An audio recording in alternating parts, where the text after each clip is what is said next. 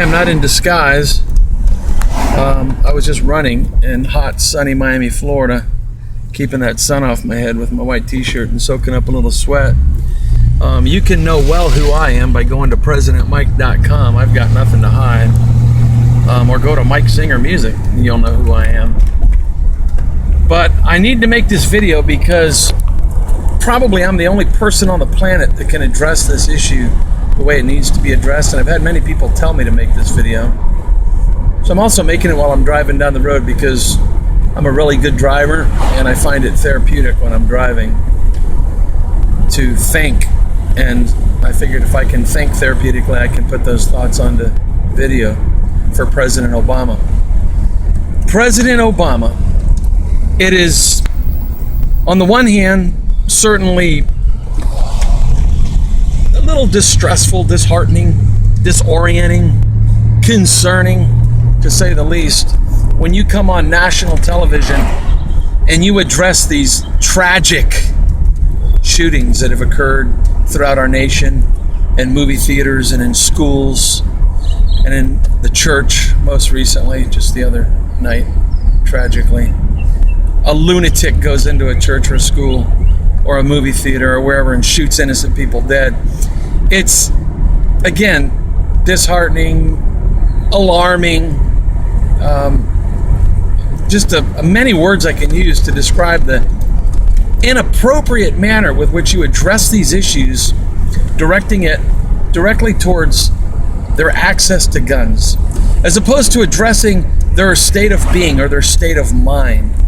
Now, as you will know if you visit PresidentMike.com, I'm very outspoken about the fact that the United States of America is clearly on a moral decline. We just are allowing all kinds of perversion and violence to enter into society. And here's the real kicker: into the minds of our young, impressionable, teachable, moldable, vulnerable children and youth. The real sad thing is that when these shootings occur, you want to make these subtle and sometimes not so subtle suggestions that America needs to consider essentially giving up the Second Amendment, giving up their arms, this whole preposterous movement on, the left, the progressive movement, the liberal movement. Those are the ones that are the culprits, clearly, of suggesting that the Second Amendment is unneeded or inappropriate, or people shouldn't have access to arms. It was amazing to me the other night when you said on television, I believe you said, I could be wrong, but my recollection is you said something to the effect of other more advanced nations or other more evolved nations. Europe, they don't carry weapons. Australia, they've taken away rights for people to carry weapons. They don't have the United States Constitution. They don't have the Second Amendment. We do. Well, that's their problem that they don't. And it's also their problem that they're run by a monarchy. That's their choice. We're not. FYI, Obama, the United States of America exists because patriots came here to get away from the monarchy, to get away from overtaxation, to get away from a select few, like monarchs, ruling over the many. That's why the United States of America exists. And here's another FYI, Obama. Read the United States Constitution. Really good. Because the Second Amendment, right to bear arms, is not about being able to hunt. It's not about being able to target practice. It's not about being able to... I'm going to ride around the block here. I actually was just coming in to get something at a Chinese store. I got to get some ginseng. It's good, healthy herb. I like it. But the Second Amendment is not about hunting. It's not about target practice. It's not about even protecting yourself. It's about people being able to be armed and protect themselves against a tyrannical government. Read it. It's in the Constitution. The United States Constitution, Second Amendment, right to bear arms, is so that people would have the right to arm themselves against a tyrannical and abusive government. Well, what is a tyrannical and abusive government? Well, again, if the United States of America came into being because people were fleeing monarchs, a select few who wanted to rule over the many, and they wanted to overtax them. Well, there's a start, right? Because that's what the United States of America was based upon. People who were looking for freedom against that. And to address the religious freedom issue, the simple fact of the matter is, simple history lesson for people, simple Christian history lesson, simple religious history lesson. While I have many Catholic friends that are great people, and I love so many Catholic people, look at the history of the Catholic Church. Come on, let's get real. The papacy, the Dark Ages, torturing people, burning people at the stake because of their beliefs, not being consistent, heretical beliefs. Protestants who tried to hold to the Bible and its teachings in opposition to what the Catholic Church was saying, so they were burned at the stake. Come on, get real. Look at history. The Catholic Church has a history of torturing millions, murdering millions of people simply for their religious beliefs and their religious faith. Some people will argue that the Catholic Church, the system, has come a long way since then, and perhaps they have, and I hope they have. But suffice it to say, the whole issue of fleeing religious persecution, the application, the association of religious freedom within the Constitution is clearly, anybody who knows their history, associated with the fact that those people who came here fleeing from the monarchy, fleeing from overtaxation, fleeing from a select few elite monarchs trying to rule over the many, were also fleeing religious persecution. It was essentially Protestants that were coming over here, fleeing the Catholic persecution of Protestants. So clearly that's an issue. Wake up call. Okay? And again, as far as the Second Amendment, not about hunting or fishing or even protecting yourself in your home. It's about the right for people to arm themselves against a tyrannical government. And again, what is a tyrannical government? Well, look at the reason the United States exists. Our government's becoming tyrannical already, with overtaxation, with big government overreaching and intrusively getting into people's lives more than is needed. So there's many issues to be addressed, but I'm mainly making this video for you, President Obama, so the public can know as well that you are way off your rocker when you try to make a political statement about how America needs to come to terms with the fact that these individuals that are doing these sick and heinous crimes is because they have such easy access to arms. Instead of examining their easy access to arms, because again, wake up, FYI, if they didn't have access to arms, they'd create a bomb. The sick minds are going to do what they're going to do regardless if they have guns or not, whether they do it with guns or knives or bombs or any other number of things they come up with. So it's not about arms. So why don't you address the reason? Why don't you get to the crux of the matter? Why people are going around in our country into shopping centers, into malls, into movie theaters, into schools, into churches, and shooting and killing innocent people. Now, some people, conspiracy theorists, obviously believe that it's all set up, that this is being done on purpose so that you all have a reason. You've got a reason to say, oh, look what's happening. We need to take away arms because people have easy access to arms. And look at the crimes they commit because they have easy access to arms. Idiot. It's not because they have easy access to arms. It's because their minds are messed up. Examine that. Why are their minds messed up? Newsflash. Look at all the filth, perversion, immorality, godlessness, lawlessness, violence that Hollywood and the television producers are spewing into society through television sets and through the big silver screen, into the society, putrefying the minds of our children and youth. I remember 20 years ago, Obama, going with my girlfriend into a friend of hers house. She went to do some personal business of hers, and I was with her. And I walked in to see this young couple sitting in there playing video games with an 8-month-old, 6-month-old, 6 to 8-month-old little baby in a crib and a little rocker, sitting on the floor in a gaze, just staring aimlessly up into this big 6x6 television with blood splatting on the screen and armaments and bombs and guts and gore. Little baby. Maybe that's the baby that went into the shopping center of the school 20 years later, 25 years later, shooting people. Maybe that's what's going on, is you and all the other perverted, corrupt politicians aren't doing anything at all about addressing the perversion and filth and immorality that's being pumped into our society and poisoning the minds of our precious, innocent, pure, yet impressionable, teachable, moldable, trainable, influenceable, vulnerable minds, children and youth. Do you think Hollywood cares if 1 million kids 6 years of age or 8 years of age go in to watch Hostel with their parents? Because the parents got to take their kids with them.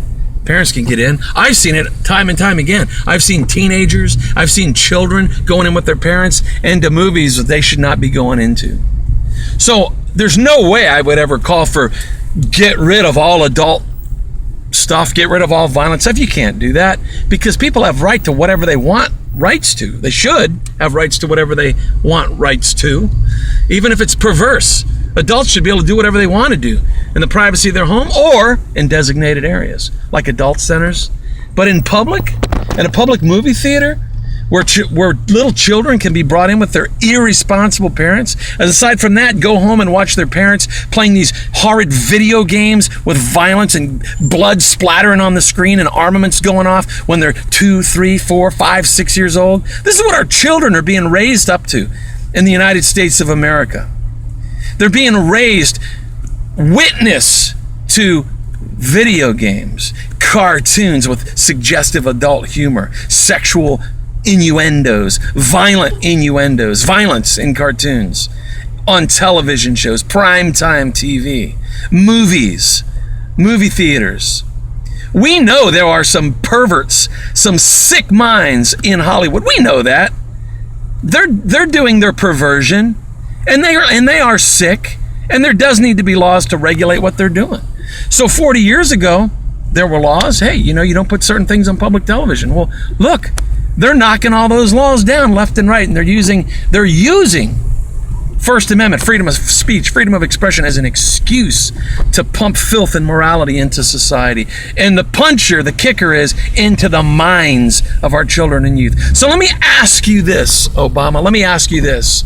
The next time you're gonna go on television because there was just a shooting in a school or a mall, and that's putting again aside the conspiracy theory notions that the government, that those are government ops, the government, black ops are putting warped minds up to it. They're creating these things, create a problem and give the solution, get rid of the Second Amendment, take arms away from people. Let's just for a second let your mind, if it's capable, contemplate this notion. The next time there's a shooting, assuming that it's not government behind it, what is behind it? Is it easy access to guns? Is that what's really behind it?